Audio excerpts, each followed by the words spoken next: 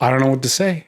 Listen, I've been reading a lot. It's not like I've hit some sort of slump. I'm still averaging about a book a week, getting a lot of enjoyment out of my books. And sure, there are times where you sort of go through phases and you read a couple pages and it seems to have slipped by you mostly. But otherwise, I'm mostly engaged. But frankly, aside from reading, I'm spending my available time just full on potatoing.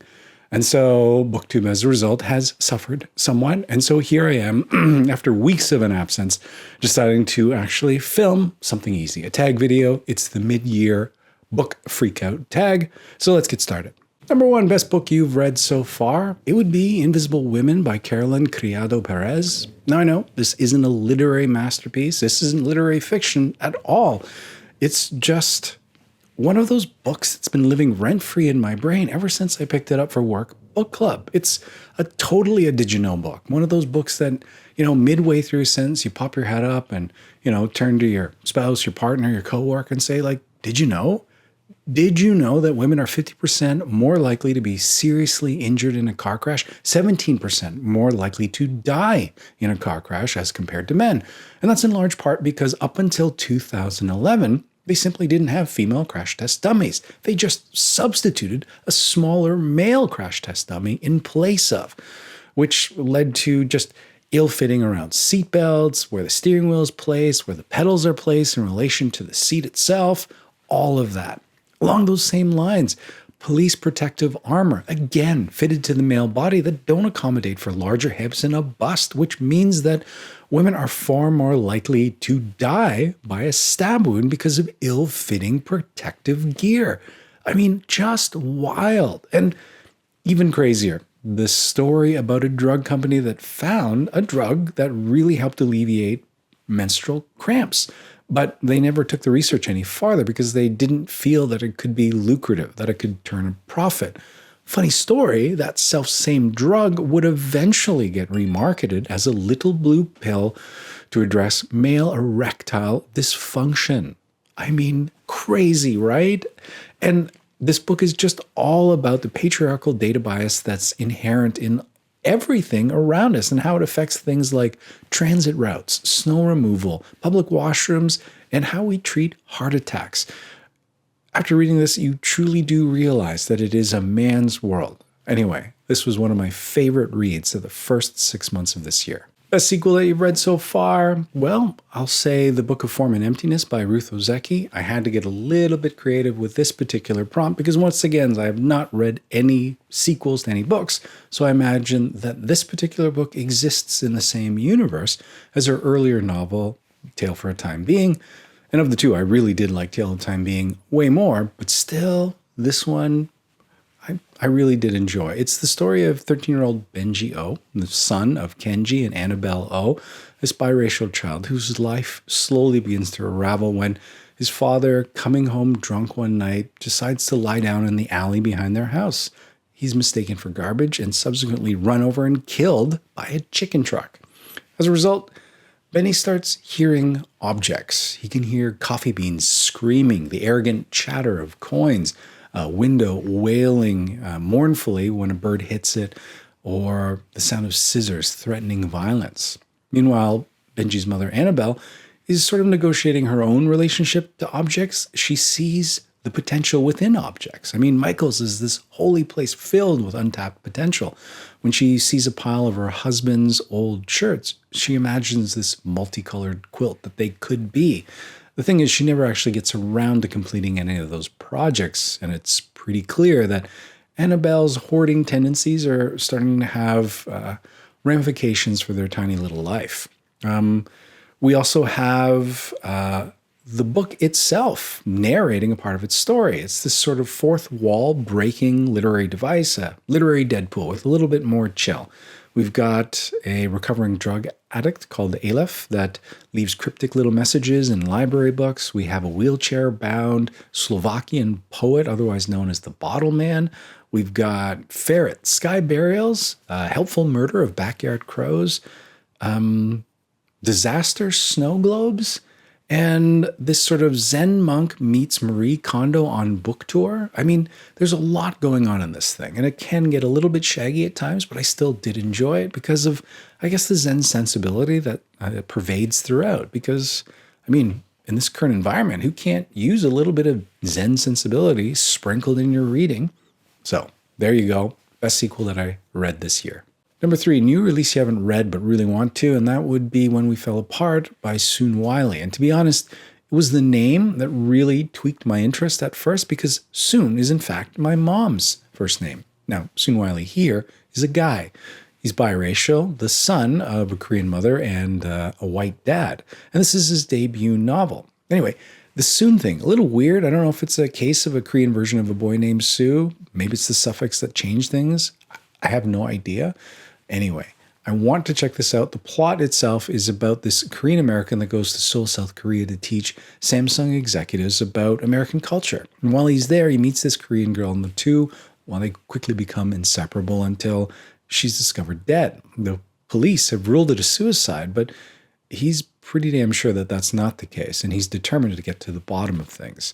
Anyway, this thing checks off a heck of a lot of boxes, and I can't wait to read it when I get my hands on it. Number 4, most anticipated release for the second half of the year, and that would be Mercury Pictures Presents by Anthony Marra, coming out August 2nd. Honestly, Anthony Marra's Constellation of Vital Phenomena was an unequivocal, hands-down, 5-star read. Fantastic, so much so that I even hesitated to pick up the follow-up, The Tsar of Love and Techno, this collection of short stories, fearing there was no way they could possibly live up to that first book. And I needn't have worried. It is an absolutely stellar collection. So much so that I am 120% on board picking this up as soon as it comes out. Can't wait. And really, it doesn't matter. I don't care what it's about, but if you read the Dust Jacket, it is basically about a woman working in a Hollywood studio as America looks to join into World War II. And that's it. That's enough. That's all I need to know. But even better than that is Anthony Marra, the author, has really sort of embraced the realities of the author in this modern world and social media to the point where he has a newsletter. And so he talks about some of the research and interesting tidbits that he's come across while researching this book, like hiring of Hollywood set designers to create mesh nets that they would drape over the hangars and runways over at Lockheed Martin to render it from the air to look like, you know, a bucolic little suburban neighborhood, white picket fences and lawns and trees, etc. They would even hire actors to pretend to put laundry out on the clothesline and mow their lawns, hanging hundreds of feet over the air on these mesh nets, just to hide the hangars, which were potential military targets. Or this idea of liquid stockings. In the lead up to the war, all silk and nylon was being requisitioned for parachutes, etc. So women took to actually create it using leg makeup to simulate the look of stockings. It was basically a nude foundation that was painted on their legs, and sometimes they would even pencil in seams. Anyway, I loved all that, but also he talks about what he's doing, Anthony Marra, in his day-to-day. So in one episode, he was just saying how much, unironically, unequivocally, he loves the Jack Reacher series, which frankly prompted me to email him with a bit of a huh? Like, I don't need to yuck his yum or anything like that, but I honestly wanted to know. Maybe I read the wrong book. I read The Killing Floor, the first of the Lee Child's Jack Reacher series, and was just underwhelmed. Maybe I read the wrong one, looking for some recommendations. And the thing is, he emailed me back and he gave me some bookish recommendations. Just fantastic. I'll talk about those a little later on. But he's really sort of engaging with the readership there. He's looking for book recommendations that he's actually reading. He's looking for some dessert recommendations that he can actually make on his own as well. And I just love this sort of engagement with the readership. And I think this is the way to do it right. If you're interested in checking out his newsletter, I'll have a link to that in the description down below. Number 5, biggest disappointment. This would be Love in the Big City by Sun Young Park, translated by Anton Her. This was a Korean bestseller. It was an International Booker nominee. It's about Young. He's a gay man living in Seoul, South Korea, in a country that doesn't yet fully recognize LGBTQ rights. It's his big gay life in the city. It's about him hooking up, trying to find intimacy, wrestling with notions of life, love, and career.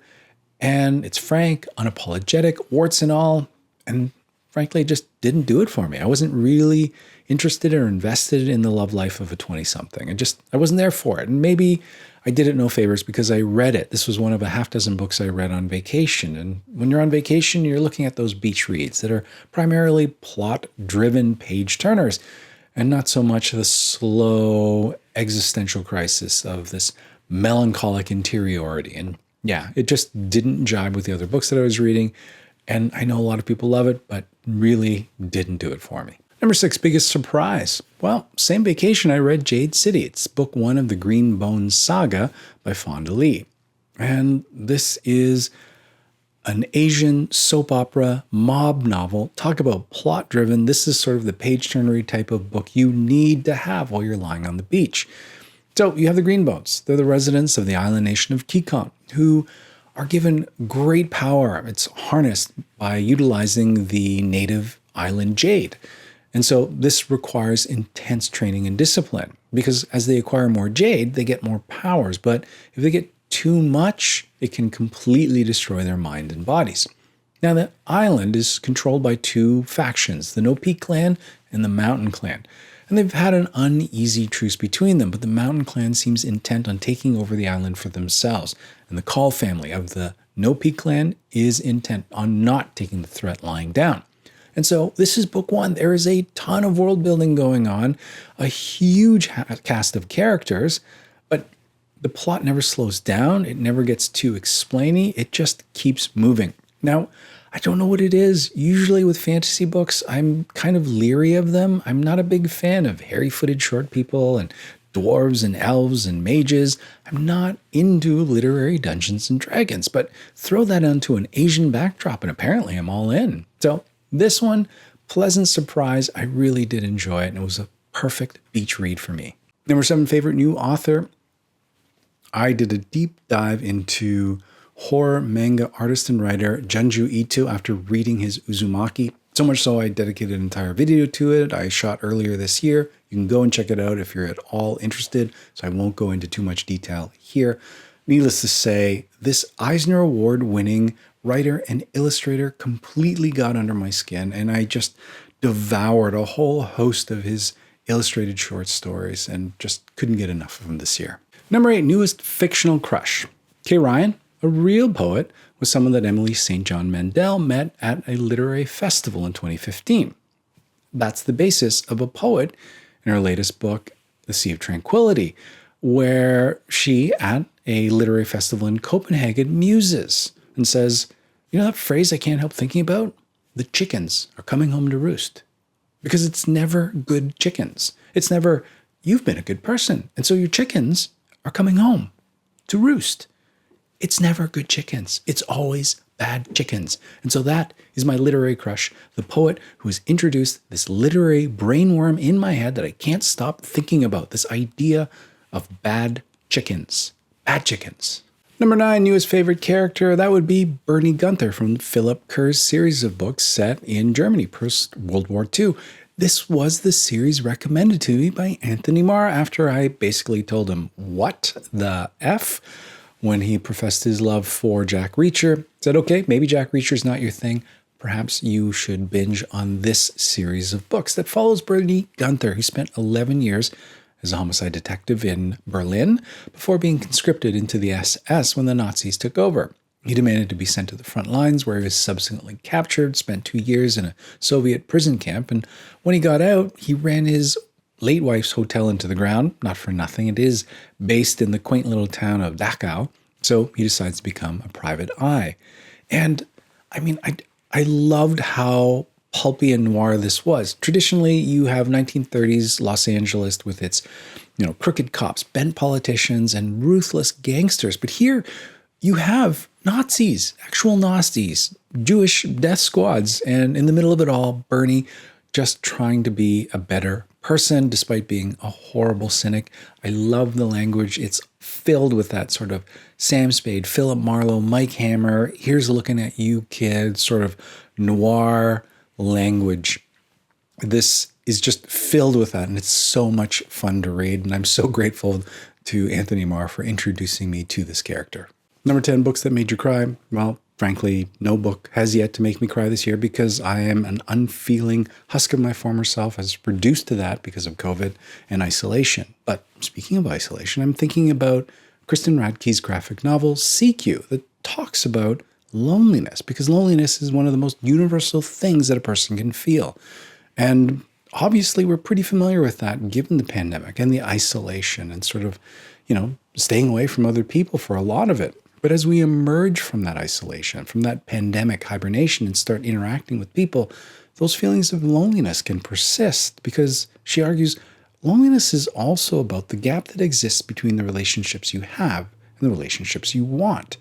And that loneliness can often take a violent turn, because it can start off with, I'm all alone, and take a more aggressive stance towards everyone is against me. And that can lead to extremism, violence, and even death, which is heavy, heavy stuff. But the stuff in here that Radke explores around the researcher Henry Harlow is really what was hard to read. And it doesn't make you cry, but it really stops you short. The sheer amount of unethical studies, the amount of psychological torture he inflicted on countless monkeys to prove this hypothesis that we need affection and love.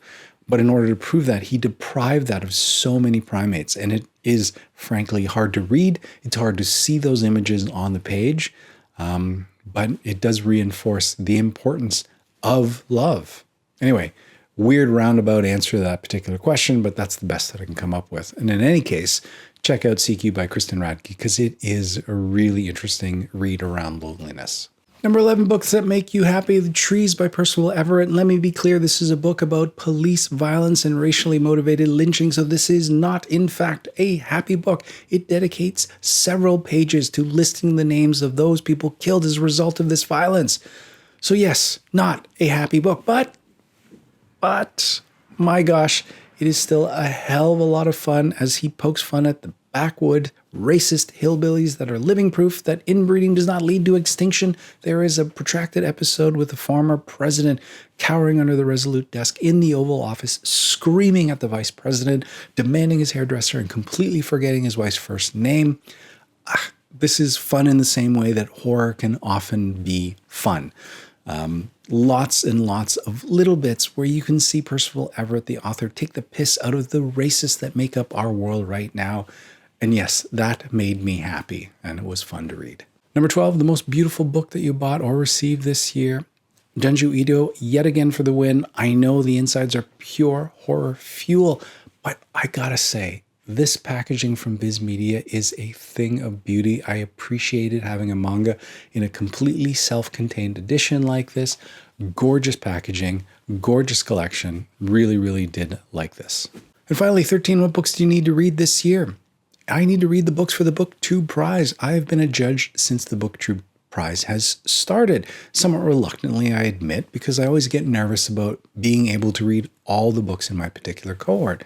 And this year, I simply haven't participated at all. I haven't had an uninterrupted time to read the required books. I'm hoping I can get in on the finals and be a judge for that, which means I need to get caught up on some of the books in the BookTube Prize. I love the BookTube Prize. Every year, it introduces me to a host of books that I wouldn't normally pick up, or I've been actively avoiding, like last year's book from Douglas Stewart, Shuggie Bain, which I ended up absolutely loving. So I'm always grateful for the books that it introduces to me, even though I'm always nervous setting out trying for it. So yeah, I want to get caught up on some of those, and I'm hoping that I can participate in the finals. Again, Robert, I apologize. I know I've usually been a judge in the earlier cohorts. I'm hoping I can still participate as we get into the later versions of it, into the finals. Anyway, that's it for the mid-year BookTube Freakout tag. Oh, it's been a long time since I've shot a video. This is actually harder than I remember. Anyway, hopefully this isn't a completely disjointed mess. But yeah, it's been a good 6 months of reading, honestly. It's been a little all over the place. It's gotten away from Frontlist. I've been doing a lot more backlist books and a real selection of fiction and nonfiction, because I'm actually letting a lot of my reading be informed by our work book club, as well as our Discord book club. And yeah, beach reads as well. Honestly, it was a good chunk of reading there as well. Anyway, who knows how long it'll be before I see any and all of you again. I hope you're doing well. I had COVID already. It was a bit of a head cold, out for about a week. Didn't miss any work though. Anyway, I still am a little hoarse in my voice sometimes, but I feel good. I'm a little dispirited to learn that I don't have superpowers or, this super immunity for the next 3 months, and that there are cases of individuals getting it more than once, which is really dispiriting. But hey, if it is that extreme as the one I got, I guess I'll be okay if I get it again. Anyway, that's it for me this week. I hope you all have a great week of reading, and we'll talk to you soon. Bye.